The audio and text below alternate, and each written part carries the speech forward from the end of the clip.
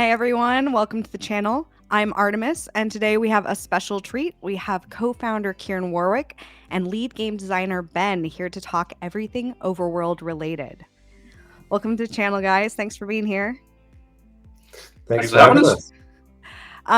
So either of you can start us off, but would one of you mind giving us just a quick overview on what exactly the Overworld is for any new people who might be watching?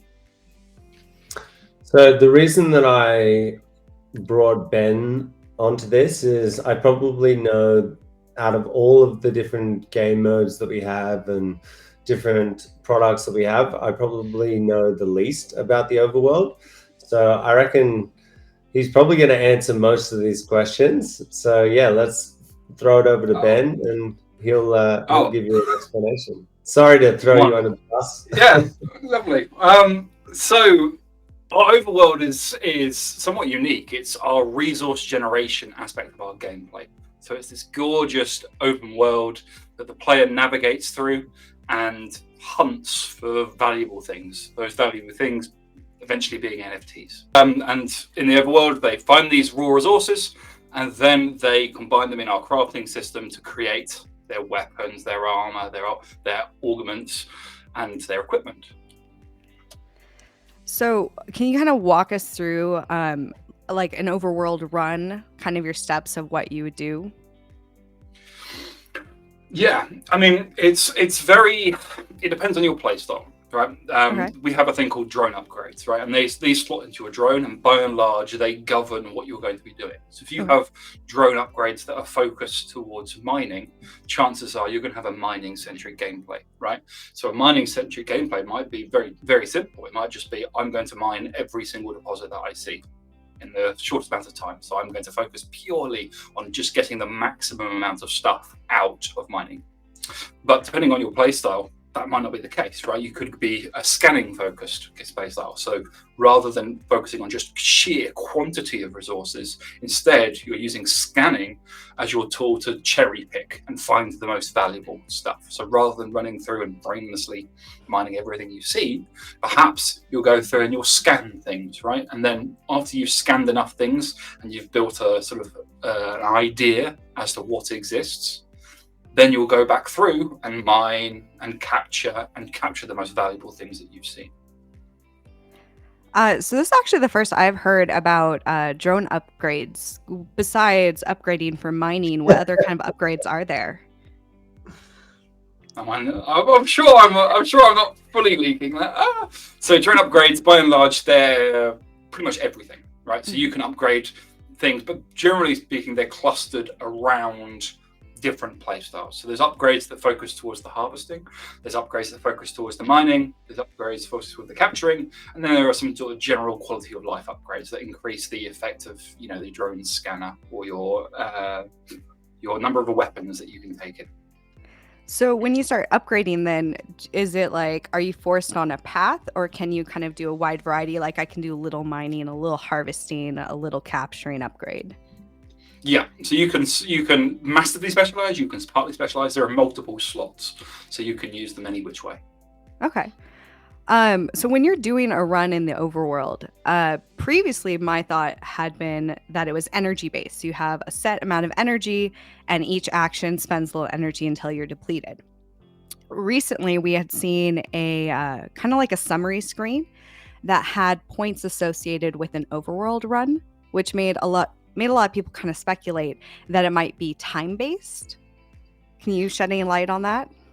So there's two different aspects there. We have a leaderboard, right, which is not a long-term thing. It's there for the Overworld private beta to allow us to create a bit more interest, right? Because right now the Overworld is loot derived. It's really rewarding when you get something good and less rewarding when you don't get something good. And obviously, in a beta, we're not going to hand you the NFTs, right? We're not going to let you have a Ramfire because you found it in the Overworld during a beta, right?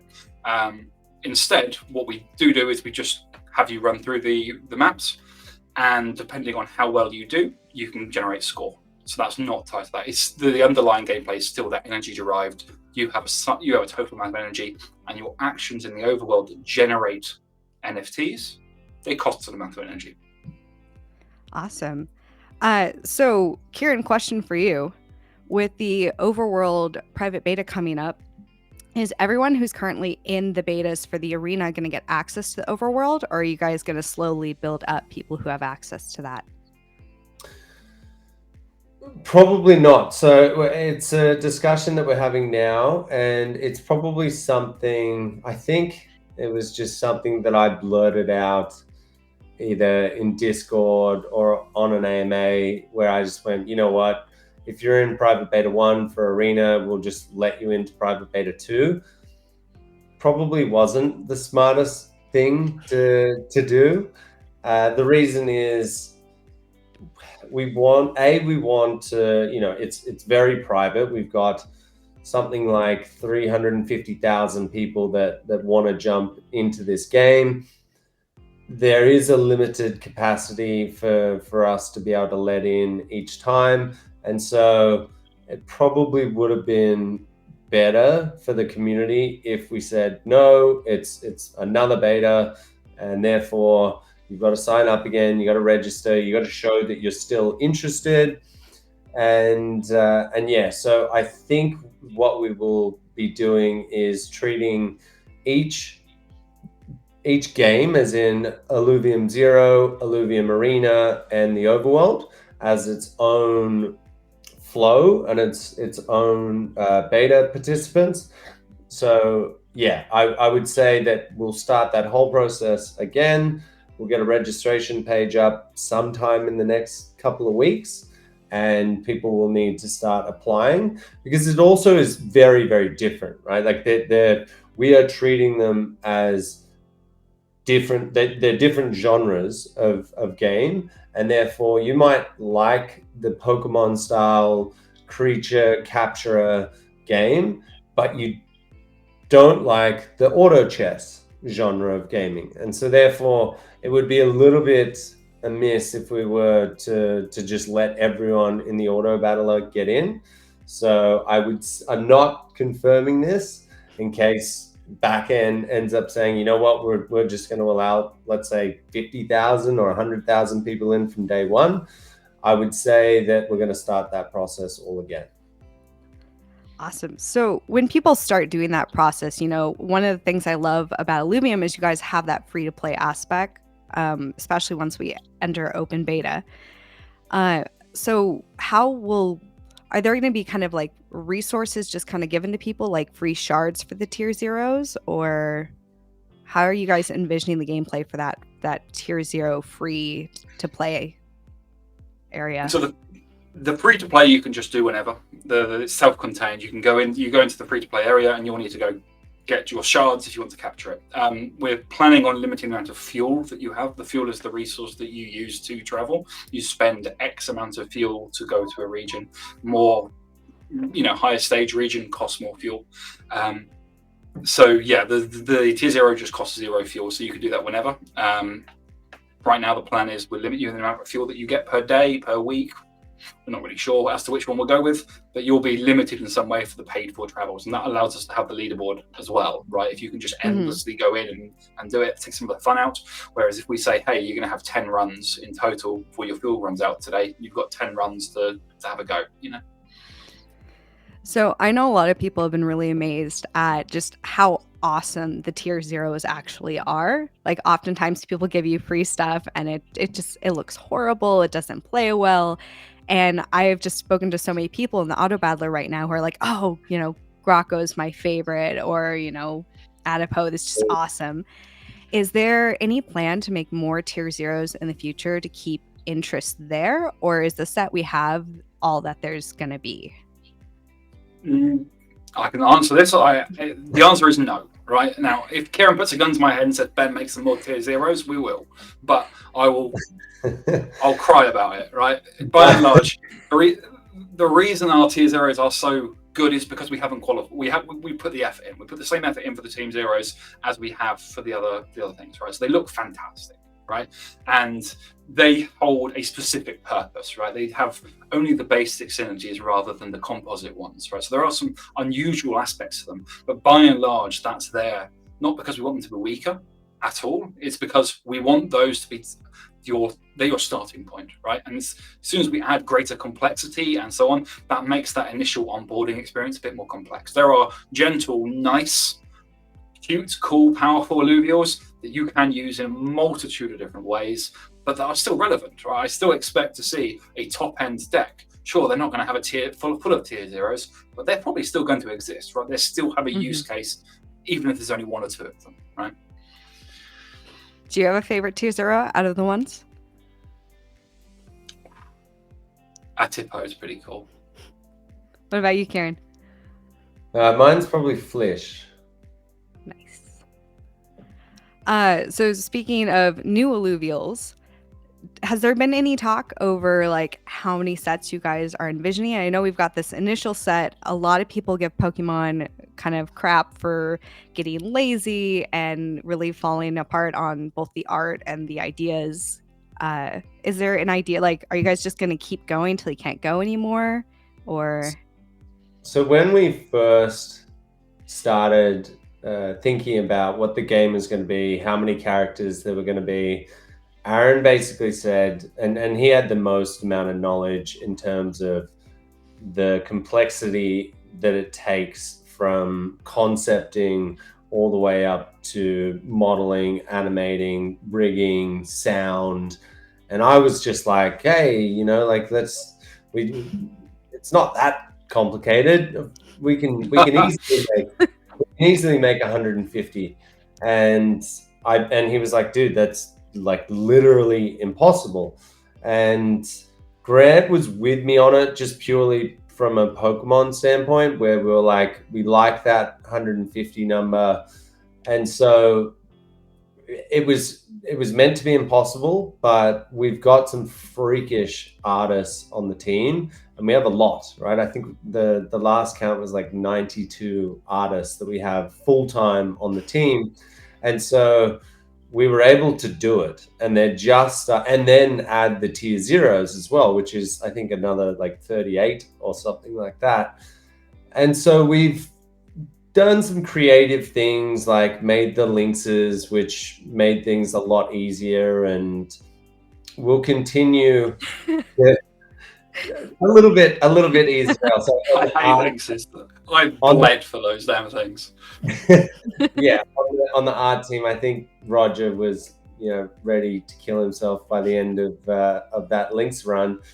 But I think as we start moving in, I don't think it makes sense to do 150 per set. If we're trying to get new, fresh sets out every sort of 9 to 12 months or whatever it is, it would be more likely that we, you know, bring out something like, I don't know, 60 or 70. But then we also have the ability, like from a balancing standpoint, that we got to make sure that we can keep the game balanced, right? Because just because we end a set doesn't mean that you can't go and buy one off the Illuvidex or have one from, you know, previously capturing it.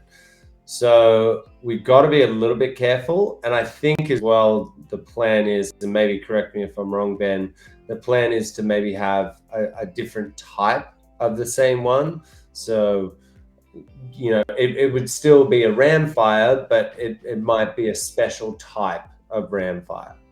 so like maybe instead of fire, you might have ice.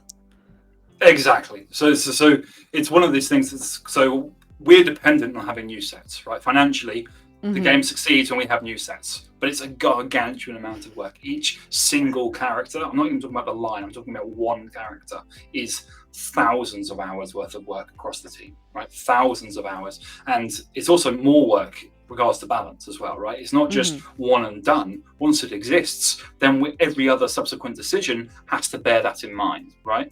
So it's a real challenge. So like realistically, we don't want to have, you know, we can't have 10 characters in a set, because then the overworld's really boring, because, you know, there's only 10 characters. So we have to have enough, but at the same time bear in mind, you know, what the timeline is. If you want to have it every 6 months, then the number of new illegals in a set will have to go down, because you've got less time to do the work. Whereas if you have a longer season, then you have more time.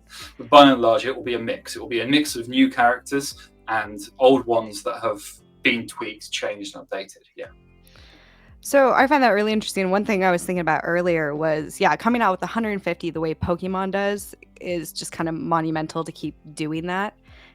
But League of Legends, I think when they started, they were doing 10 to 15 new ones, and then they slowly pared down to like what you maybe get 2 or 3 occasionally new ones, and that makes it a little easier for them to go through and balance everything. Characters are continuously being balanced. I mean, why the push for like 60 in a set? Why not a smaller number like 10 or 15? My understanding in the overworld even is while there's going to be slowly diminishing returns on alluvials, they'll still be there. No, No? they won't. Once a set is complete, and this is how we keep the economy sustainable. This is how we keep our assets valuable. If you miss, and I always say this, right? Like if the people that are here now, that when we finally open the gates and we say, okay, everyone starts from the same position, go out and start capturing these things. If you find crypto gaming, or if you find Illuvium, 3 years from now, you might miss set 1 and set 2. And the only way that you can get that asset, it might be that you absolutely need a TNT, right? Just to complete your team. It'll make it so much stronger, but you can't, right? You cannot get that character. You need either for whatever reason, maybe the ultimate. I know we don't call it an ultimate. What do we actually call that? Is it the Omega?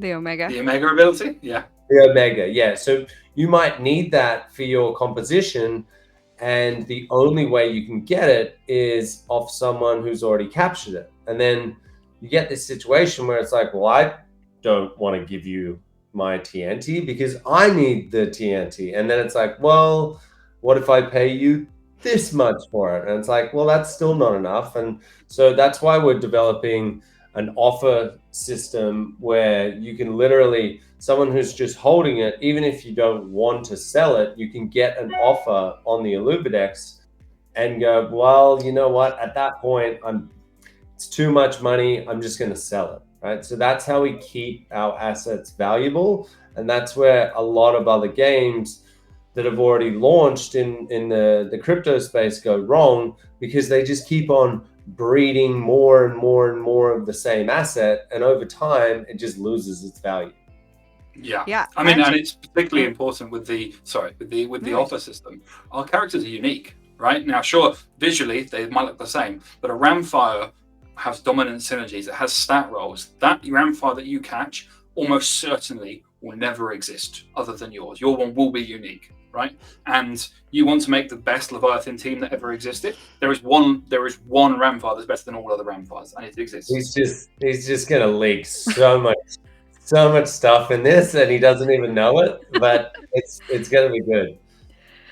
I mean, honestly, like, I think that right there just cleared up a lot of confusion that's been in the community, because I've talked to multiple people and all of our assumptions was that the percentage and likelihood would continue to go down, but there would always be that like 0.01% chance 2 years from now that you could get a Ramfire. But there's a shut date that's gonna that hypes it more. That means like I can't stop playing because I need to keep going until I get one of every type. It's even more exciting than that, in all honesty, because the way it works is that, so there's a character in the game, and in set 1 isn't very valuable, right? It doesn't fit quite in the comps. But set 2 comes around and there's some new water characters, and suddenly water comps are the bee's knees. Suddenly that character that people won't have caught, they'll have left them behind. They'll have said, oh, actually, I'm not going to waste my shard on this. I'm going to catch something more valuable. It's suddenly going to have really low supply, right? Because it gets cut off, right? So if there's only 1,000 of them in the game because no one caught them because they were valueless, and suddenly they're now the heart of a powerful comp, suddenly something that was unvaluable and that wasn't is going to become a completely limited edition extremely valuable. If you look at the extremes from other games, you can see that effect, quite strongly, right? And with us, we're literally factoring that in from the beginning, like, and capture everything. Just to add to that as well, which is it gets a little bit ridiculous, and you'll see where the game design the game design team are going with this. It's all about ensuring that those assets that you catch are valuable, and not just valuable today, but more and more valuable as time goes on. That's why they were like, it's not enough to make them harder and harder to catch. It's not enough to make them all have unique stats. It's not enough to make them maybe not be the best now, but they can end up being really, really good. So you have less people catching them. Let's just add in fusing as well. So that's where you get into a situation where you might have people that are like, God, Squiz stage 1 it's cool and whatever, but it's actually not that powerful in set 1. And so you see everyone go, okay, well, I think it's Octavian is the second form, or maybe the third form, but either way you might go, okay, yeah, I think it's the second. If you want to get that alluvial because it is more powerful in set 1, you'll have all of these people fusing and going, okay, I've caught 2 squizzes. Now I'm going to buy a third off the Illuvidex because someone's only got 1, and then they fuse that, and they've literally designed it so they can't go extinct, because our whole thing is we're trying to, the whole sort of ethos behind the creatures in the game is endangered and extinct animals are what we're basing it off. So they can't go extinct, but you can literally get down to having a single alluvial left if everyone was to decide to fuse them up. Oh man. Now I just want to like hoard all of one alluvial. So it's like, oh, you want an atlas? You have to come to me. Oh, that's exciting. So for when you're out there catching these alluvials, one question I had come in from someone in the community was, are there going to be specific locations where you're more likely to find, like, say, a ramp fire than others? So we already know, we've seen kind of the layout of like, you have this percentage chance in Crimson Waste, this percentage in Taiga. But within Crimson Waste, are there going to be areas where you're more likely to find certain alluvials? You'll have to play to find out.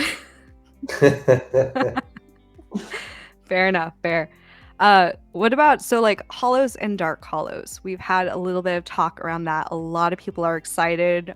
We know about what there was a 33% chance if you have like 1 hollow and 2 non to get the next stage. Oh, overall, what's kind of the general likelihood of even finding a hollow or dark hollow in the overworld? Not telling you. Not even we make sure Grant doesn't know, so he can't even leak it. Nobody knows other than myself, probably Kieran, and probably Aaron. No one else knows. Yeah. Okay. Okay. Well, let's roll into a different area then. What about like quests? Are you guys going to be having like daily quests and objectives for the overworld? They're on our radar long term. They're not in PB2 right now. They're great from a game design perspective to encourage replayability and so on. There's immeasurable value, but they're not a short-term goal. They're sort of thing that we can work towards longer term, but not in the short term. Beyond mining, harvesting, and obviously catching alluvials, are you guys working in any sort of like hidden areas and passages, like kind of Easter egg style for players to find? Would we do that? Yes, you would. Maybe. I hope so. Not saying. This is me saying you should. I'll bet. I told you that you've gone really, you can tell that you're a die-hard Illuvium fan, because as I don't know how many of these AMAs I've done, it's not very often where I'm like, you know what, I'm going to bring in some resources here. I need some help. And I brought in literally the biggest guns that I can bring in here. So, yeah. Show them off. But at the same time, we need to be a little bit careful. Aaron doesn't watch AMAs or whatever, but he certainly watches the community's reaction to when Grant goes on to his leak show. And sometimes I accidentally say some things and whatever. We're very transparent. We show a lot of stuff. And the reason for that is, we want to show people that we are building something that is real. There is real gameplay. We are playing these things. Our 10 or 12 QA testers that we have are constantly working on making the game better.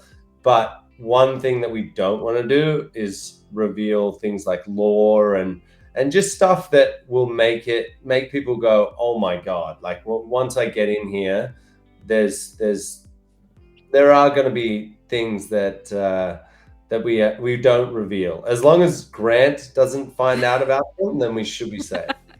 Like literally, he was sworn to secrecy on some things, and he still leaked them. I've literally told him, "Do not leak this. You're the only person that knows." And I go, "Oh, someone posted something about this, and it's Grant." So we've now there's a new structure, which is don't tell Grant. Right? That's the only thing that works. You know, you touched on lore, and I know you guys don't want to talk about lore, and I respect that. But I did want to ask some general questions in terms of overworld. Part of what makes me so excited is learning about the story. Can you talk any bit about how it's being implemented in terms of like NPC interactions, environmental storytelling, cutscenes?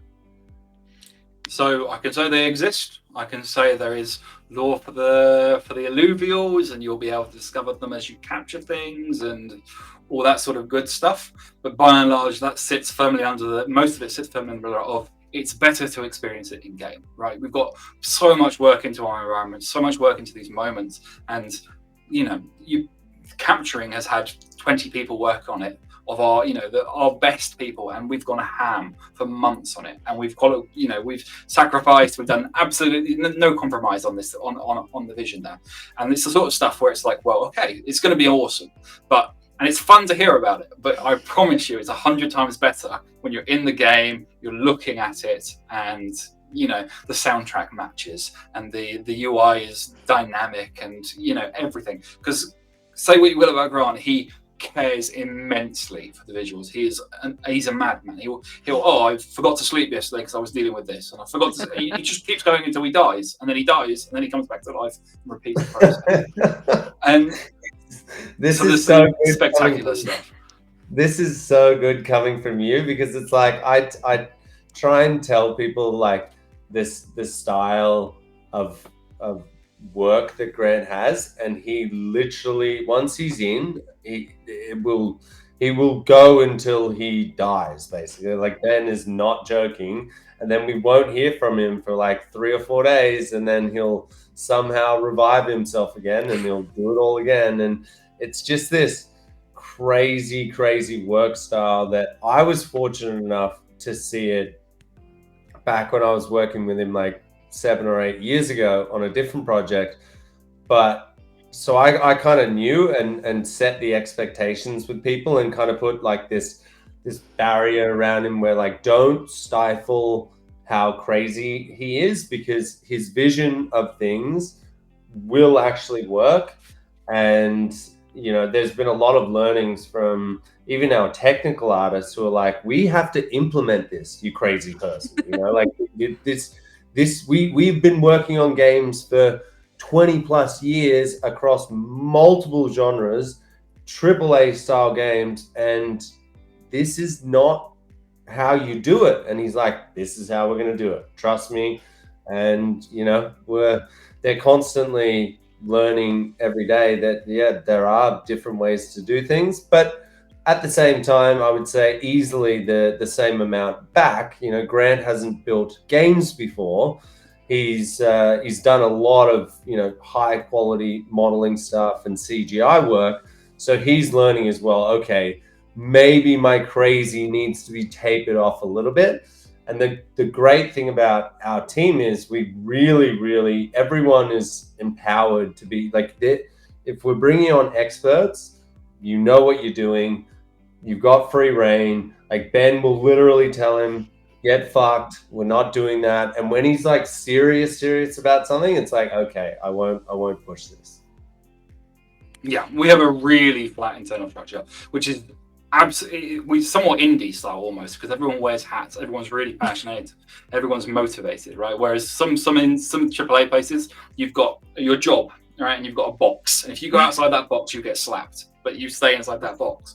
Whereas here, it's far more freeform, and yeah, it works well. Like, you get to experiment and you get to push the boundaries, right? Grant can have the crazy ideas, right? And sometimes he gets told, no, okay, too crazy, off you go. And sometimes it works, right? Sometimes he pushes the boundaries and you go, holy cow, okay, this was worth it, right? So how many team members are we at now? So we were at one point, I think we peaked at about 210, and now we've actually dropped off a little bit. We had some bloat in some areas, and I was pretty adamant that we needed to furiously grow, and like Ben can attest to this, going from 10 or 15 people in the studio, like 16 months ago, to having 200 people, and I mean, like, not just outsourced and whatever, I mean 200 full-time people. You get to a point where it's like, okay, there's a little bit of bloat here, and it's happened across literally every single department, whether it be operations or marketing or art or whatever. And so we've realized, okay, we've hit the bear market. We still have plenty of runway. There's like $20 million in the vault or whatever, and revenue is about to start. But at the same time, it's probably a good thing, because it made us think, okay, let's really look at this and go, where are some areas where we can cut back? But at the same time, there's areas where we need to increase, right? Like the game design team that Ben runs.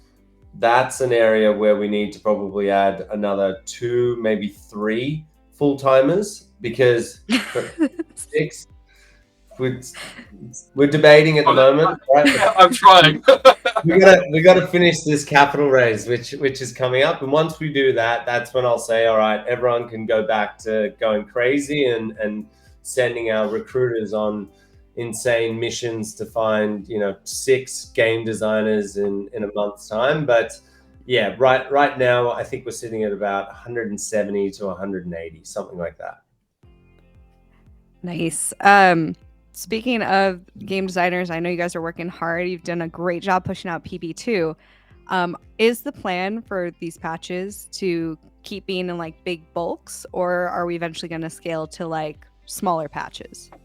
So there will be a small hotfix patch this week that will have some balance changes and some improvements on the back end. Patch notes are done on those. They'll be coming out when it's sort of ready. I'm aiming for Wednesday, but do not quote me on that. Oh no. Dates, and there he is. There's some dates, but now you got to say which Wednesday. I didn't say which Wednesday. True. It's fine. It's fine. Tomorrow. So it's a tough one, right? Because actually, right now we've gone so fast on PB2, we haven't yet got a patch yet, right? So when you want to update the game, we can update stuff that exists on the server whenever we feel like it, right? Sure, it's work, but you don't have to download things on the client. But when you have to re-download the entire client, that's a pain, right? Both it's expensive on the data perspective and just annoying from a user perspective. So we're looking at getting the intermediary patcher out there so that you don't have to download everything from scratch, and we can patch. By and large, our goal is frequent patches from now, more frequent. The balance stuff we can do easily. The challenge is obviously when we want to add new alluvials or change things more completely, then we require you to re-download at the current state. So that sort of pushes back a little bit, right? And once we have the patcher, that will become a lot easier. But small patches is the goal. Should be some coming this week, maybe next week, maybe next month. Who knows? Another question I had. So Kieran, you talked in a previous AMA a little bit about being, what was the term? I think serverless. So like League of Legends, you've got the North America server, you've got the Oceania server, but you talked about everyone in the world who's playing Illuvium playing all together. Like how is that being accomplished? I hadn't heard of that being done before. Yeah, so we use AWS. They've got a serverless technology, which it's kind of not, it's still a server, right? But it's infinitely scalable. And so they have the ability to scale up to millions and millions and millions of congruent players all at the same time, all in the same server. And that was actually Johnny, our CTO, who was pushing that. And I don't think it's been done, certainly not in a AAA game before, but it's something that he took from his financial background, and he thought, why shouldn't we use that? And we started doing some testing on it, and he worked out the back end team with Itamar, who's just an absolute freak. They worked out that they could implement this, and it would literally mean that you can have 100 million players all playing the exact same game in the exact same region. And why wouldn't you do that? You know, that's something which is, even we have our internal TFT games. We had ours today, and unfortunately Ben lost right at the second is not lost, Mr. 7th place. Wow. Oh my god, you called it. He was going to bring it up.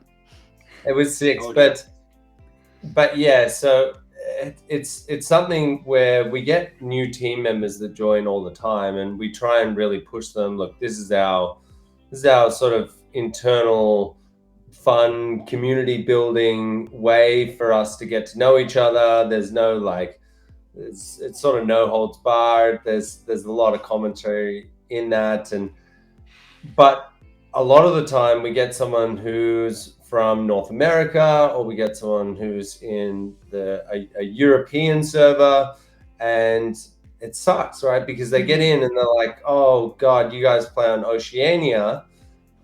We're going to have to wait 45 minutes for you to jump in. And that sort of barrier to entry is what we always try and break down when it comes to everything in Illuvium.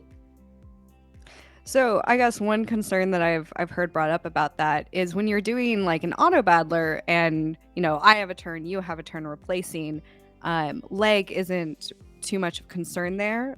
But if we get into future games where if you're doing a shooter, or you know, multiple people in the same world, where like a millisecond difference can mean, you know, win or defeat, are you guys concerned about that at all?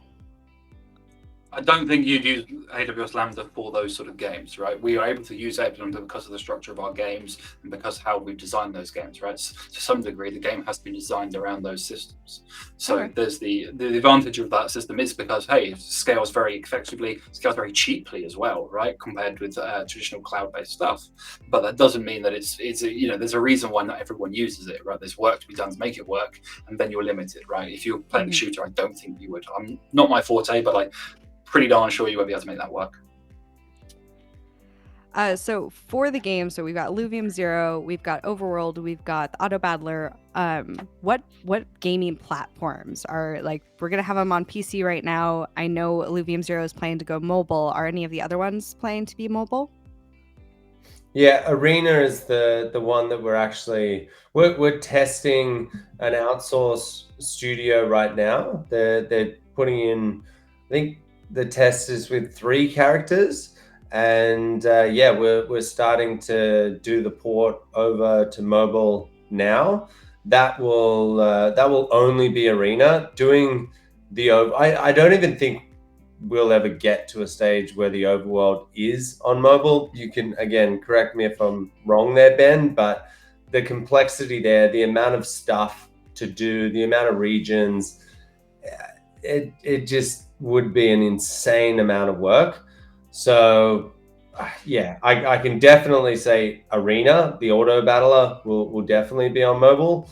Obviously Illuvium 0 is on mobile already, but Overworld probably not, and if so, maybe sometime in like 2030 or something. Are you envisioning Overworld on any other platforms, like Switch, PS5?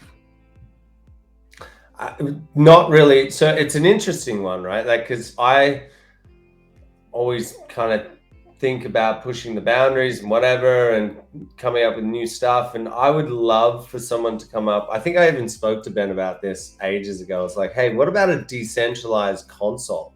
Like, would that? And he's like, dude, making a console, like you've already thrown 3 games into the mix here, and you know, we've got another 6 to build out. They all have to be AAA. Just go away when it comes to talking about, hey, could we build a console? Could someone else do it, or could PlayStation open up their store to crypto games and decentralized games? I think we would have one of the best chances to get on those sort of platforms, just purely because we have the free to play elements built in, and there's a lot of what we're doing is trying to get away from the crypto aspect. That's the, we've got this non-custodial wallet system that we're building in now, where if you don't want to have a wallet connected, you don't actually need to. We'll store those assets for you. When you're ready to, you can migrate them across really easily. So we built it in a way to be friendly. We just want you to feel like you're just playing a game. But at the same time, we're at the mercy of Nintendo. We're at the mercy of Microsoft and Sony. So, when they do it, we'll push for to be on those platforms for sure. And we're in a good spot in the sense that we're in Unreal and so on, right? Like if that opportunity opens up, we can go for it, right? And we can do it fairly rapidly. It's not no work, but it's definitely feasible, right? That's the main thing. But it's depends on them. Kieran, I know a lot of people are super excited about the non-custodial wallet, because some people are in here just because they're gamers, not because they're really interested in crypto at all. And I was actually into the game before I really got into crypto, but I learned crypto because it's kind of part of the ecosystem here. Can you explain how the non-custodial wallet's going to work? Like, if someone wants to sell their NFTs after they've gotten them, can they do that through the non-custodial, or do they have to take full control to then sell it on the Illuvidex? No, in order for them to sell it on the Illuvidex, they would need to migrate it over. But it's something that is very, very new. And it came from a conversation where this was Johnny's idea, again, our CTO, and we were just chatting, and it was it's been a long-standing joke where we were like, you know what, the token price is going down, the market is going down, everyone's saying that crypto gaming is the devil, and so I made and Aaron originally was like, do we have to make a crypto game? Like, can you just raise money and then we'll just build out a normal mainstream game? It can be exactly what we're talking about, where it's this hybrid of creature capture and an auto battler. And I was like, no, like we know the reason we can raise money is because this is such a new concept. Like, we need to do it in crypto. And almost every single thing that I've been like, no, I'm adamant on this, it has to be this. In the end, we go, God, Aaron was right. We probably should have done it that way.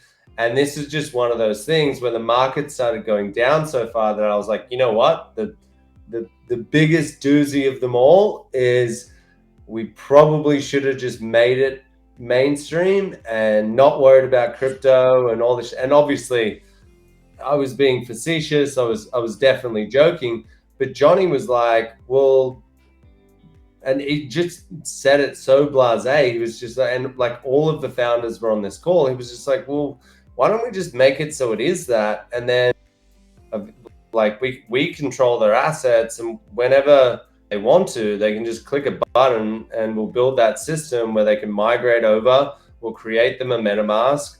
And then they can go and sell their assets. And like everyone on the call was just like, yes, that would be brilliant. What the hell? Where was that? Where'd that come from? And so it's a very new-ish concept. So I don't have the exact formula of how we're doing it. But the general idea is that you can play our game, you can collect things, and we'll store the assets for you. And when you're ready, you have the ability, if you want to, you don't have to, you have the ability to migrate those assets over and then eventually, sell them or give them away, trade them, etc. So actually, one thing that makes me curious about, at what point are the Illuvials, like, are they NFTs? Are they minted? Like, are they minted and then put into the game, and then you're essentially just obtaining it, or? I can't speak from the non-custodial thing. Can I? But for right now, as far as I know, which is basically I'm right. This is how it works. Is basically when you capture something, that's when it gets minted as an NFT. Okay. Yeah, so we're still working that out. I'm not going to go into too much detail on that. All I can say is that it will be a very seamless process. One of the things that we do at Illuvium in significant difference to some other things is we're game first, right? The mental was make a game that's fun and enjoyable with crypto rather than let's make a crypto with gamified aspects, right? And so for a lot of that, we've made these gorgeous environments, right? You are fantastically immersed. It's beautiful sound. You are in there, right? To the best of our abilities, we've made something spectacular. And as soon as you start having to sign transactions and all that stuff, you lose it, right? And we put so much work into it, so much effort and skill and passion has gone on to creating these experiences. Why, don't let the real world get in the way of the fun, right? Like so much of that is our goal, and that's sort of some of our mentality behind the auto battle, right? Like our overworld is very loot driven, whereas our auto battle, after you've owned these NFTs, all we care about is making a great experience, and that's very freeing from a gameplay perspective, right? Because we make our money because the NFTs come into existence, and then I don't have to worry about monetizing the experience in the auto battle. All I care about is making it be as awesome as possible, and that's a real treat to play with, right? So often game design is limited by how do we make money off this, whereas for us, we make our money off the overworld, and the auto battle can just be an awesome experience. So I totally switching gears a little bit here, but really excited to capture my alluvials and then go into the auto battler with my alluvials and play with them. When I'm going into the arena, is the deck size going to be 30? Can I bring 30 with me? For Leviathan or ranked? Either one. So, sorry. Either the Leviathan or ranked. Oh, okay. It depends. So basically, we have a deck builder. The exact size of that deck will be determined during playtesting. That playtesting is still ongoing, but somewhere in that range, yeah. And then, we've talked Leviathan, about. Sorry to go for it. Leviathan, you can bring in any amount, right? Or is that not going to be the case?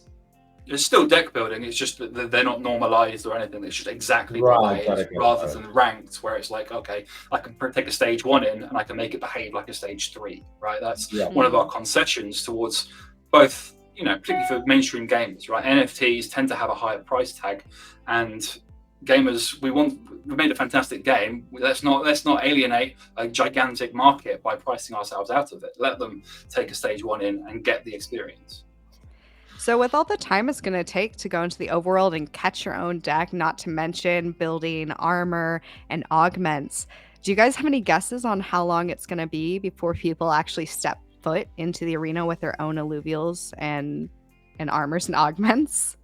Are you asking from a gameplay time? Like how many hours in the overworld before I can have a completed thing? Yeah. I could tell you, but I don't think I should. This was the when the penny dropped for me, when they felt like these guys, they literally, I had to demand that they send me an overworld build. They basically hide these things from me. But when I first went into the overworld, Andre was like, dude, I'm just letting you know, like the balancing is not right yet, and the capturing chance is really, really low.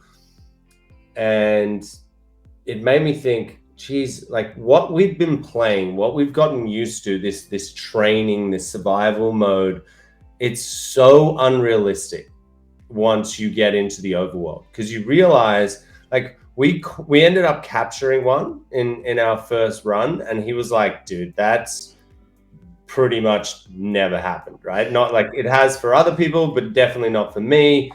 And obviously that's going to change, and it's going to be a little bit easier, but you've got to go into all these different regions. Like there's 7 different regions. There's 150 plus alluvials that you are capturing. As Ben said, they all have different stats. So you might get one and it's just got super low stats and you're like, shit, I need to go capture that again.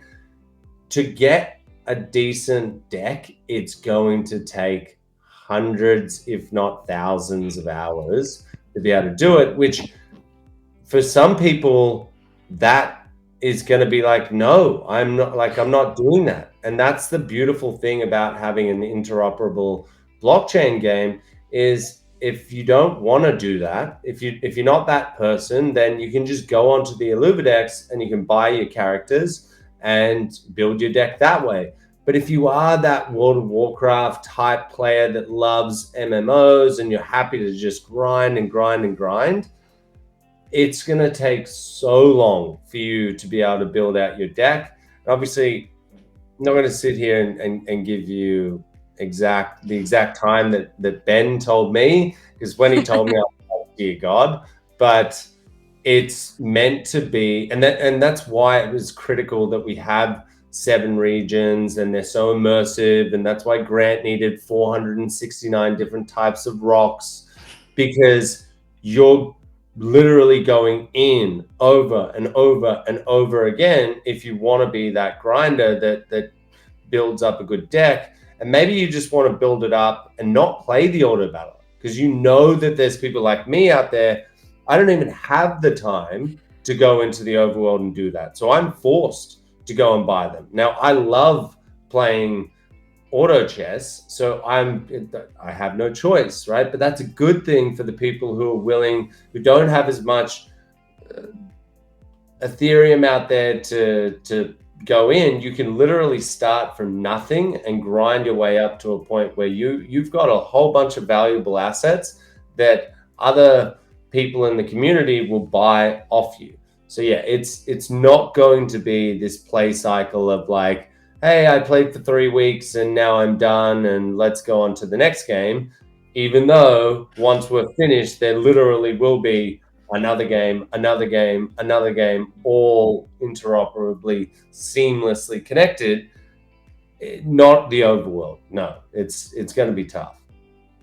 Yeah, it's like, generally speaking, the design philosophy for us is because it's massively multiplayer, right? Like you're not playing on your own, right? So it's not meant to be, I can capture every character, I can get into max level on my own, right? In theory, you could, but if you're not going outside for 10 years, you can do that, right? Realistically, the structures and the systems are balanced because you're in an economy. We are on the blockchain. Trading is an integral part of this gameplay, right? Sure, you can put that aside. Sure, you can quickly go into the overworld and, catch a bunch of tier zeros and low tier things very quickly and make a deck, right? You absolutely can do that in a relatively short space of time. If you want to max things, if you want to push things to the absolute limit, it's a number with some zeros. I just have one more question about gameplay. In every game, there's going to be players that come in that just kind of ruin the experience for other people, whether it be through cheating and using bots or abusive behavior. Has Illuvium talked at all about possibly like banning problem accounts or how they might handle those situations? Yeah. Kieran, do you want me to handle this, or are you handling? Yeah, you can talk about this. Okay, so there's some interesting stuff going on, right? So accounts we can ban, we can do what we will with them. The caveat of that is, hey, there are NFTs, right? And we don't want to be banning NFTs and saying you can't use them, because that just undermines NFTs in general. In theory, it's possible, but it's a last recourse. It's the sort of thing that we'll, if we want to do things relating to, we'd need to go to the community, and the community would need to, make a decision on that sort of stuff. But by and large, our systems are, we can ban your account. We can't ban your NFTs, you can transfer them, but we can make sure that your account has value to you, right? There are things, not everything is NFT, right? So you're going to be invested into your accounts much like you would in a normal game, at which point the ban then has weight, right? If we have antisocial behavior, people that are ruining the experience, particularly cheaters and so on, yeah, they're gone. Awesome. Thank you for that. That's all the questions I have. I do have one more small request though, and Kieran, this is for you. I have to give it a shot. I know you have so many AMAs coming up, and I have to request the T-Rex roar. We don't want you to lose your voice. We've had Grant even graced us with his T-Rex roar, and I just need to know who's better. Are you better or is Grant better? Jesus. So it's 3 a.m. here, and I've got my girlfriend literally next door. Fuck. Are you gonna make me do? Book him for his next interview. Get him to guarantee another interview, and then I promise you, when it's not 3 a.m., like if it was midnight, I would do it. But if I do I've just explained to her that we just got back from my cousin's wedding, and I was like, look, I've had 5 days where I've had no internet. I literally need to go so deep over the next 2 weeks. Like, you may not see me. If I start waking her up with T-Rex roars, I might not be alive to do another AMA. But I promise you, I absolutely promise you, you'll have the T-Rex roar. I think I've got an AMA at like 10 a.m. tomorrow. I will definitely do it on that. I promise you that. Holding you to it. TSG will hear this too, so he'll hold you to it. And he's more annoying than me. Will. I'm sure he will. He's very annoying. He's good at that. That's a skill set he has. All right. Well, thank you everyone for joining us as we chatted Overworld. Thank you again, Ben and Kieran, for joining. Thank you. Thanks for having us. Hey everyone, thanks for joining us for the AMA with Kieran Warwick and Ben, our lead game designer. Don't forget to hit that like button, and if you want to see more, hit the subscribe button. We'll see you next time. Bye.